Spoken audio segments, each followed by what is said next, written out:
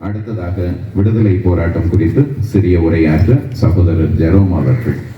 இன்று நமது இந்திய திருநாட்டின் 80ஆம் சுதந்திர தினத்தை கோட்டையிலே கொடியேற்றி கோலாகலமாக கொண்டாடி கொண்டிருக்கும் நமது இந்திய நாட்டை ஆளும் ஜனநாயகர்களோடு சேர்ந்து நாமும் அவர்களது பொற்கால ஆட்சியில் மிச்சம் மீதி இருக்கும் சுதந்திர காற்றை சுவாசித்துக் கொண்டே நமது வழக்கத்தின்படியே நமது கோல்டன் ஜார்ஜ் நகர் பங்கு தளத்தில் கொடியேற்றத்துடனும் இந்த நாட்டின் உரிமை குடிமக்கள் என்ற பெருமிதத்துடனும் அதே சமயம் அடுத்த ஆண்டும் இந்த ஆண்டு போல இவ்வளவு சுதந்திரமாய் சுதந்திர தினம் கொண்டாடும் அளவிற்கு இந்த நாட்டில் சுதந்திரம் இருக்குமோ என்ற பெரிய சந்தேகத்துடனும் கேள்வியோடும் கொண்டாடி கொண்டிருக்கிறோம்.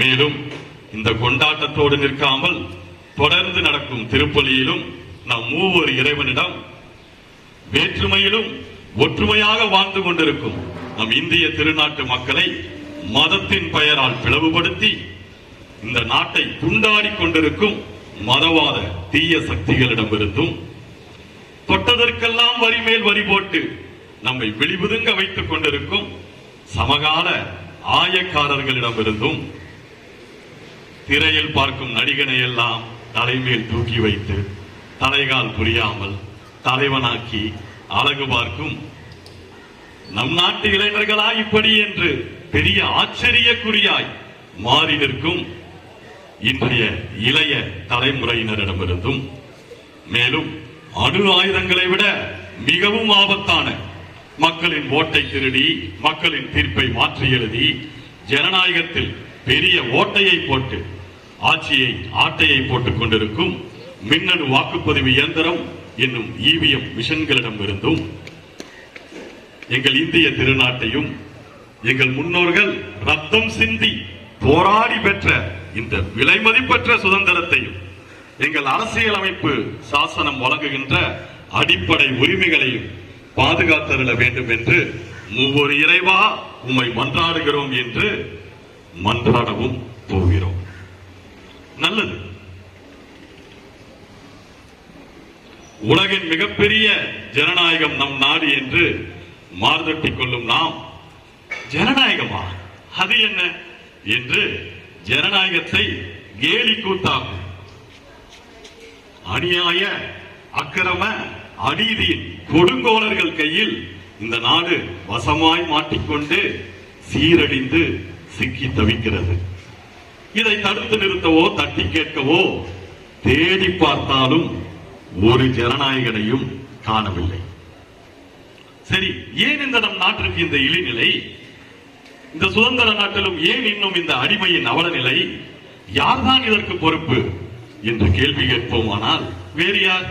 நாட்டில் என்ன நடந்தால் நமக்கு என்ன, யார் ஆண்டால் நமக்கு என்ன, என்ன சட்டம் போட்டால் நமக்கு என்ன என்று அவன் சட்டம் போட்டு நம் உரிமைகள் ஒவ்வொன்றையும் பறித்துக் கொண்டிருக்கும் போதும் எனக்கென்ன என்று சுயநலமாய் கடந்து போகும் மக்களாகிய நாம் தான் இதற்கு காரணம்.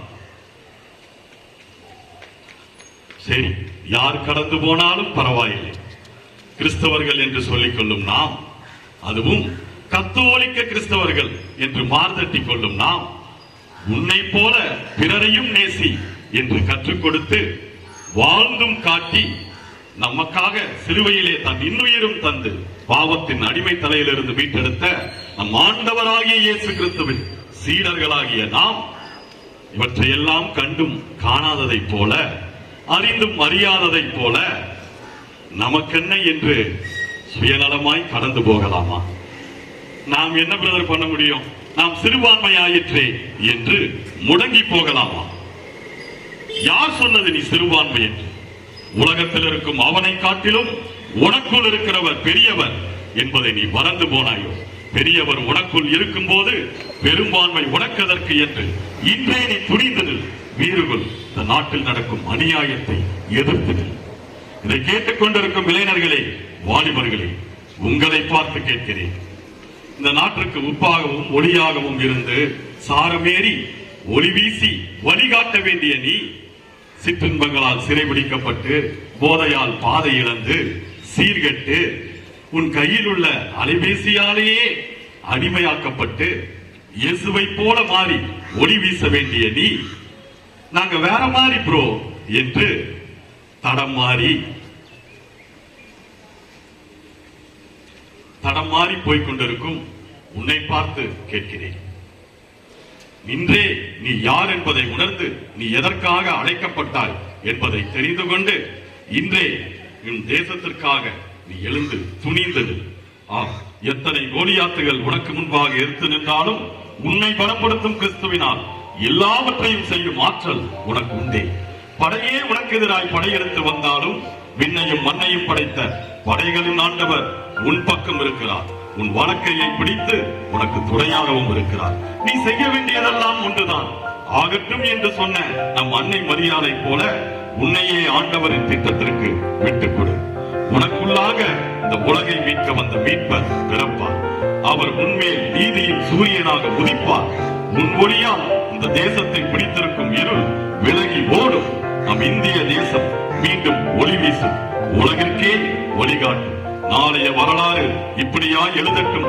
2026 தமிழ்நாட்டின் தலைநகரம் சென்னை முகப்பேரில் நாட்டுப்பற்றோடும் அறிவு தெளிவோடும் வீடு கொண்டு எழுந்த சில இளைஞர் இளம் பெண்களால் நாடே மாறிப்போனது.